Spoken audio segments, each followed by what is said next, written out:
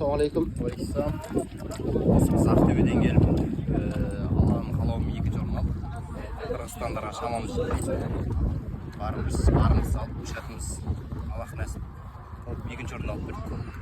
Құмыржақ болады. Атамыздың астында 70 шақырымда тұқым машина. Оны естідім. Шүкір алхамдулилlah. Құтты болсын бар. Ол мал ішілген бар. Қандай тұқым? Оның тұқымы өзіміз жереңдейді. Жабы, қарабайыр? Шатысқы будан. Будан ба?